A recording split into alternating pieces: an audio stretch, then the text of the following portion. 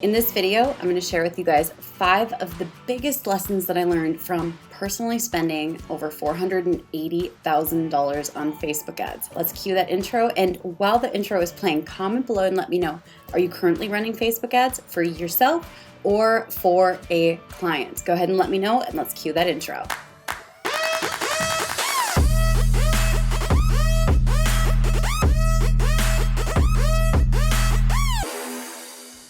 I'm going to show you guys proof that we have spent over $480,000 on Facebook ads, because I swear every single time I talk about this, there's like someone who says like, it's fake, I spend that in a day. And I'm like, okay, that's awesome. Good for you. But I'm going to show you guys how much we've spent. This is our business ads manager amount spent. So $488,312.12. Now, to be super clear, this does not include our clients' ad spend. We've run ads for tons of clients, generated over $15 million in revenue. This does not include the amount that we've spent on Facebook ads there, because I never, ever, ever advise that you front the bill for Facebook ads, unless, of course, you are a specific type of PPC, like hired sniper for Facebook ads. That's a totally different ballgame. But I don't ever, ever recommend that you run ads for your client inside of your ads manager or business manager. This is how much we have spent on Facebook ads over the last 5 years. All right, lesson number 1. This one is oftentimes overlooked, but basically the very first line of your copy, not the headline. The first line of your copy in your Facebook ads is what grabs people's attention. This is actually something that a lot of people get backwards, because they're used to the idea that the headline is the biggest section of text, like in an old newspaper. However, we've spent a lot of time analyzing exactly how consumers read Facebook ads, and they read the first sentence of your copy first. They don't read the headline first. So truth be told, the first line of your copy in your Facebook ad is ultimately like the hook. It's what brings people in or makes them want to continue reading and checking out what it's all about. The hook of your copy is what can determine the success or failure of an ad campaign. One of the most important things that we've learned is how to formulate hooks or the first line of copy that draw people in and make them excited and engaged, and it identifies where they're at. So here's a great example. This has been one of our top converting ads. It says, why are ads so hard? It's actually really meta that we're talking about Facebook ads. And then this is an old ad from over a month ago.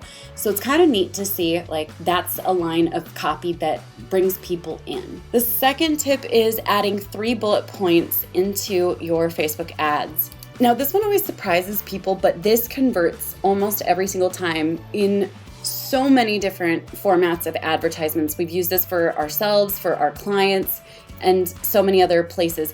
But 3 bullet points, it does not have to just be bullet points or dashes or numbers. The cool thing is, just like this example here, you can actually use emojis or arrows or kind of some neat different things. You can put part 1, part 2, part 3, or strategy 1, strategy 2, strategy 3. But basically there's power in 3. One of my mentors, Jay Abraham, the $1 billion man, he shared with me that the power of 3 is one of the most powerful mechanisms that you can use in advertising. And so we've started really implementing that ever since he explained why that was working so well for us. Bullet points in groupings of 3 are super powerful in Facebook ads. Lesson number 3 that we've learned from spending a ridiculous amount on Facebook ads: a clear call to action. This one is so often forgotten, and that is, you want to tell people what to do at the end of the copy. So here it says, grab your bundle, and there's literally an emoji pointing to the link where they can grab their bundle. And so you want to make it super obvious where someone can take action. Now, the interesting thing is, a lot of times advertisers assume that everyone knows that in order to get this, you have to click on the image or here.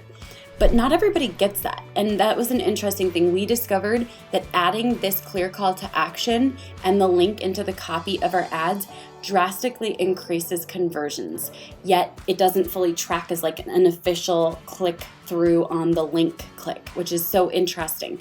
So I highly recommend adding the clear call to action and the link in your copy for your Facebook ads. You'll thank me, I promise. Now, before we get to the final 2 points, I know there's always someone who's like, but bro, what about the revenue? What about the profit? Okay, so a couple important points. Number one, I'm fully aware of what profit and revenue are, as is any successful or even long-standing business owner. But here's one thing that's really powerful. We have a bunch of front-end offers that are pure profit after ad spend. These are digital offers that basically allow us to attract customers without actually paying money out of pocket. We actually make money on our front end offers, but that's a whole nother lesson for another day. And by the way, if you want to learn more about that, be sure to comment below and let me know that you want to learn more about the ATM funnel, which is at the moment, this is converting very well. Lesson number 4, download your customer list, upload it to audiences in Facebook advertising, and then go ahead and make a 1% lookalike in applicable or similar regions.